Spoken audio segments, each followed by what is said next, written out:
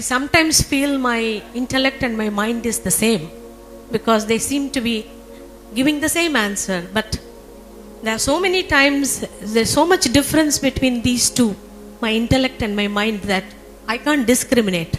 How do we do that? You tell me where these two things are, I'll fix them for you. I don't know, that's why I'm asking you, otherwise I won't ask you. I really don't know, but I don't even know they are two or one. That's my problem. See, you go to your mechanic and say, please, my car is troubling me, I don't know whether it's the engine or the gearbox, I don't know whether it's the engine or the gearbox. Okay, you bring your car, we'll fix it. Oh, I don't know where my car is. What to do? Now,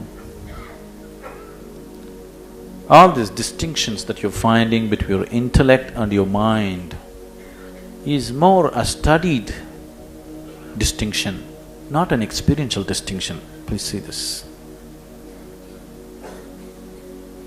It is a studied distinction, a logical distinction. Experientially, you can't separate them, isn't it? Now, if you're referring to your intellect and mind, to put it in more reasonable terms for everybody, I would say probably you're referring to your thought and your emotion.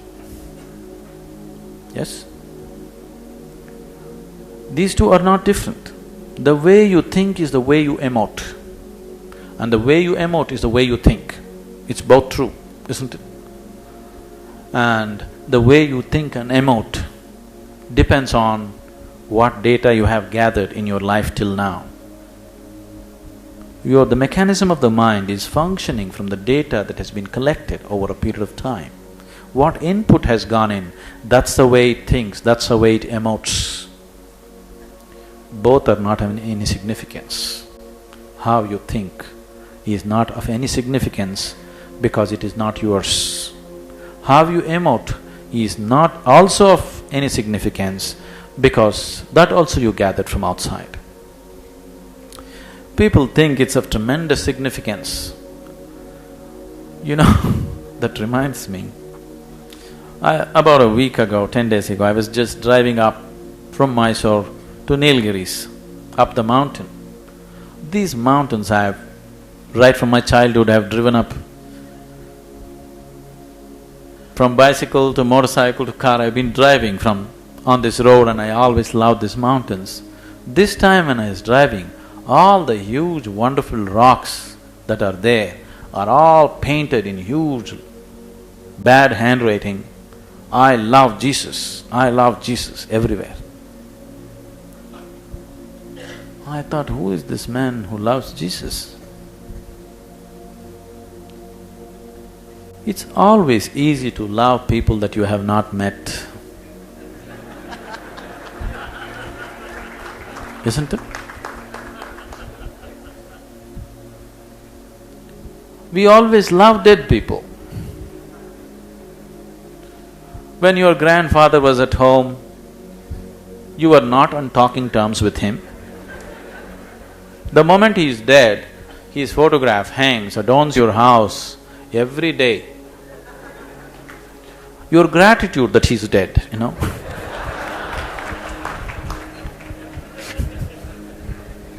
We always love the dead. From where did you get to love a man who was 2000 years ago? When you can't turn around and say hello to the man who's standing next to you, when you can't smile at the man who is walking on the street. From where did you get to love a man who is 2000 years ago? It's so easy to love him because he's not here. But this person who is next to you is here and he's so much trouble. Jesus himself never told you, you love me.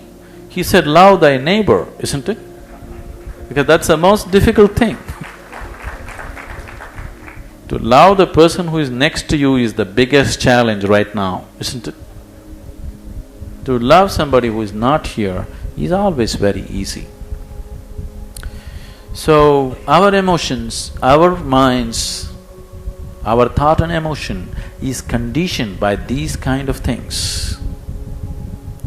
Now, when I say, if you experience, I was just using it as an example.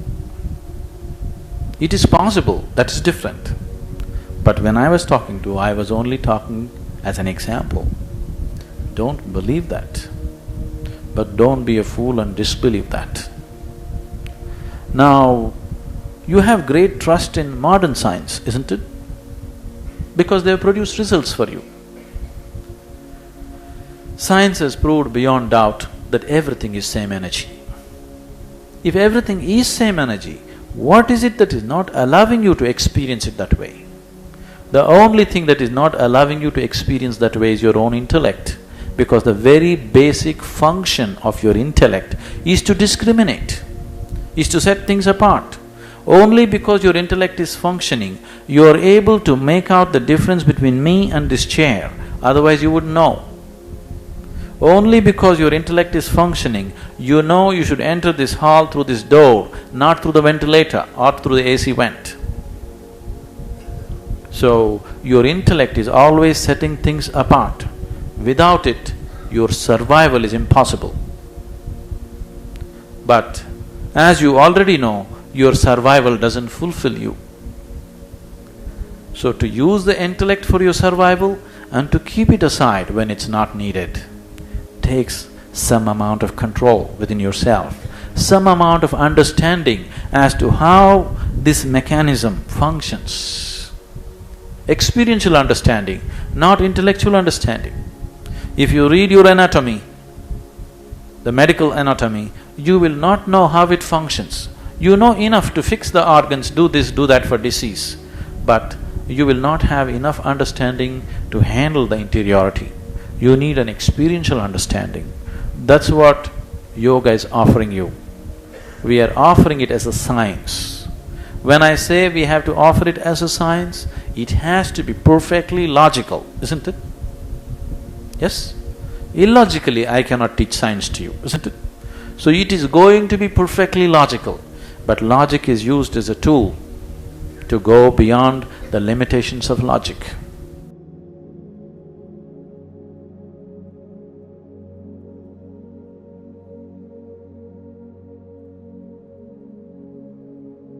The intellect and mind has been theorized and conceptualized in various ways throughout history. The intellect is often seen as a distinct faculty or power of the mind, separate from other mental capacities like intuition. There is a distinction between factor and processes when it comes to understanding the intellect. The intellect has been associated with masculine qualities in contrast to a perceived feminine mind. This reflects historical biases about the nature of intelligence and cognition. Philosophers have grappled with the metaphysics of the intellect, debating whether it is a distinct entity from the soul or mind. Some have attributed noetic powers to the intellect for grasping abstract concepts. The role of the intellect in politics and society has also been a subject of study, as intellect was seen as tied to power and influence in the corneal area. There are also cautions against over-intellectualizing the intellect and the recognizing the importance of other mental faculties like intuition. The intellect and the mind has been complex and multifaceted concept throughout history, with philosophical, psychological, and socio-political dimensions. The search results provide a broad overview of how this concept has been understood and debated. So as we come to the end of this video, I hope you are feeling a little more at ease with a calm and a clear mind. It is easy to get wrapped up in the endless chatter of the intellect where thoughts and worries seem to take over. But remember, the mind can be both a tool and a distraction, and it is up to each of us to decide how we use it. Take a moment to breathe deeply and let go of any tension you are holding on to. Sometimes the mind can create unnecessary complication, but the real magic happens when we allow ourselves to simply be in the present moment, free from the constant noise inside our heads. Life doesn't always need to be analyzed or figured out. Some things are meant to be experienced without the filter of overthinking. Let your mind reset, trust in your inner self, and allow the simplicity of life to bring you peace. Thank you for taking time to listen and be here today. I encourage you to carry this calm energy with you and give yourself permission to let go whenever life feels overwhelming. This is not a summary of Sadhguru's word, it is simply my interpretation of the deep wisdom he imparted. Please keep this separated and do not misunderstand. Thank you for joining, and we will see you tomorrow. Until then, please take care. Namaskaram.